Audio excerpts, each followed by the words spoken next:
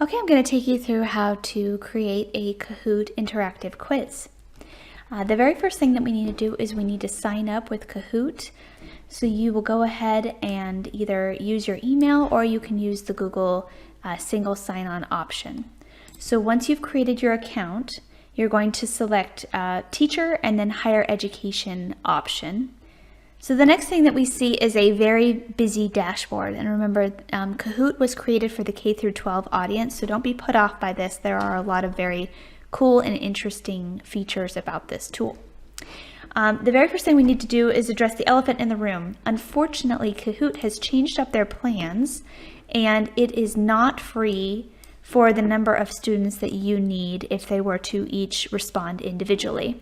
The free version has what you need in features, but only allows up to 40 players versus $3.99 for Kahoot Premier currently for up to 200, or for teachers, and that's the standard price, and it is billed annually. So it's about $48 for the year. If we compare that to Poll Everywhere, we are looking at $42 per month or $120 per year. Okay, so when you're first getting going, you can hit the little create button in the top right-hand corner, and it will ask you what you want to create, a short interactive lessons with polls and quizzes or a course. So you'll want to select the Kahoot interactive quiz, that first option. Anytime we see this little star in a circle, that's indicating that that is a max upgrade feature, so it's not included in the free version. So you have all of these different options that do not have the star if you want to choose that. But for now, we'll go ahead and we'll select just one option. And what that does is it usually gives us some kind of a template. If we didn't want to start with a template, we could create it directly from scratch.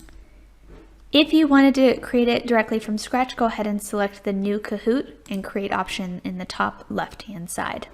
And you'll have a blank template. You have themes over here. Anything beyond this is going to be the paid version, but if you don't love the standard background, you can change it up to any one of these 6 other options. Now, Christine had mentioned being able to change the music. You absolutely can. You would come up here to the settings, and you could give your Kahoot a title. So let's say maybe the date of your lecture and the topic name. You might go here. You could give it a description, and each area has a word count, a word limit, and this one has 500 character limits. If you wanted to choose the music, click down here and you can listen to it. I'll let this one play for a second. So that music, your students and you will hear it in the room when the students are selecting their answers. That's the original.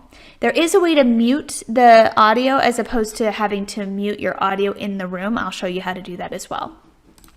And then the visibility, if you want it to be shareable, or if you want anyone to be able to search for it, you can hit the public. And then if you have a specific cover image, you can add an image here. If you select image, you can do a search for Unsplash. You can also upload from your own device. So once we're satisfied with the settings, we'll go ahead and select done. So as we're building our quizzes, we'll need to come over here to question type. Now the paid version only has the quiz, which is basically a multiple choice quiz, or true false. With the free version, you can only have one correct answer. So if you have questions that have, answers A and B are correct, you won't be able to use the Kahoot free version. But if you're only using multiple choice questions or true false that have one answer, you'd be able to use this version. This is the amount of time you're giving your students to answer the questions. And this is something you just have to kind of have a feel for. I generally default to 20 or 30 seconds. Anything longer than that and it gets to be maybe too long, or they just maybe don't know it. 5 seconds happens in a blink of an eye. That's probably way too fast. So I would tell you start out with 20 to 30 seconds and then just feel it out, and then you can adjust it from there. For points, you can decide whether or not to add points. This is set up as more of like a competition style game, but it doesn't have to. You can select that it's for no points and have it be a low stakes assessment. And again, if you wanted multiple answers, that is an upgraded feature. Now, showing on your slide, you see the question stem here that shows before the timer actually starts. So let's take one of your questions here, and we'll paste it into this stem area. And we do have to be aware of the character limits, especially in our answer choices. This can be pretty tight.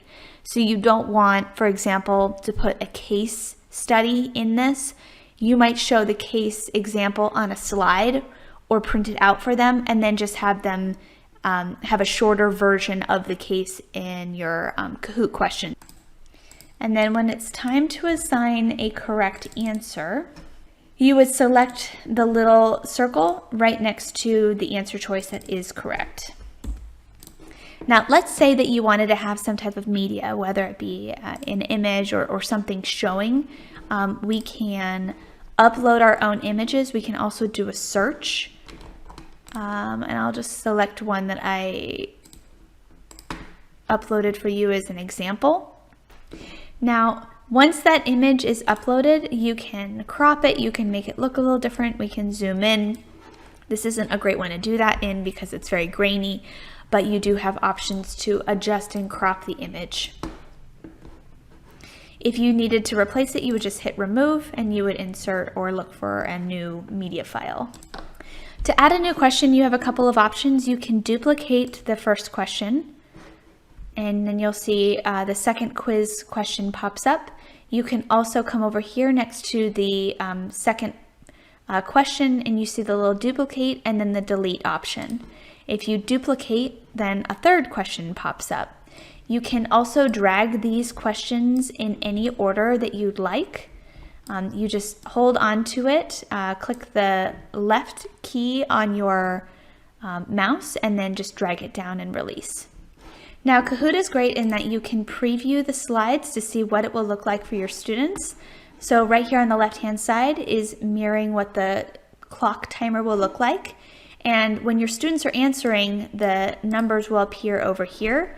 And then at the end of the timer, the numbers of who answered what would then show. Now, when you have all of your questions typed out, you'd go ahead and select save.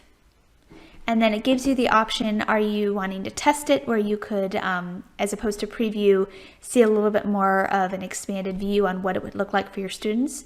You can share it with others that also have Kahoot accounts, or you can play now. So let's select play now and show you some of those options. You can play a live game together with your learners. This would be what you would choose if you're in a lecture class with everyone in front of you. You can also assign a Kahoot interactive quiz and have your students play at their own pace, which is pretty cool. So let's select the first option and show you what this would look like. Okay, so we can see the quiz that we're about to play, and then you have a classic mode versus a team mode. For you, you're going to do a classic mode, and you can always see what each mode is by clicking on it, and it will tell you more about what the option is you're choosing. But this is one student playing at a time versus people playing in a team. So we'll select classic mode. And then what happens is you don't have a standard room number. You get okay. To mute the music, as you saw, it gets to be very loud. Come down here to the volume, click it, and then you can drag this volume up and down the bar, or you can just click the speaker altogether, and then you have no more audio. So that is how you get rid of that. Okay. You don't have a standard room number, so what will happen is you'll be issued a game pin. Your students have the option to go to www.kahoot.it and then plug in your game pin. Or they can take their smartphones, if you click on that QR code, and they can use their camera app to scan the QR code and be taken directly to the game. They won't have to put in a game pin. So I've used my camera phone to scan the QR code, and I'm joining the game to show you what this looks like. Now, once I see all of my students have joined and their names will pop up here, you select the start option. Okay, so this will be the title of the quiz. You've given them that title, and it starts to count down. It will initially tell me what the question is. Give me just a couple seconds to process, and then you'll see the timer has started. And on my phone, I get to see what the answer choices are, and then you get to see how everyone has answered. Now, if we select next, it does show a scoreboard. I believe if you do not allow for points, that this option would go away. I select next, and then the next question pops up. So again, it gives me that warning of what the question actually is, and then my timer has started, and my students are prompted to answer. We'll come over here to save. And let's select play now. Now, let's say you wanted to assign it to your students. You could assign when it would be due and by what time. You can turn on or off the timer, and you have additional options here where you could do like a nickname generator. Again, that player limit does come into play here if you're wanting to assign it to individual students. And then you would just hit create. Now, once you've done that, Kahoot gives you the URL that you could copy and share in your learning management system, or you can email your students, and then you can give them the game pin too if you wanted.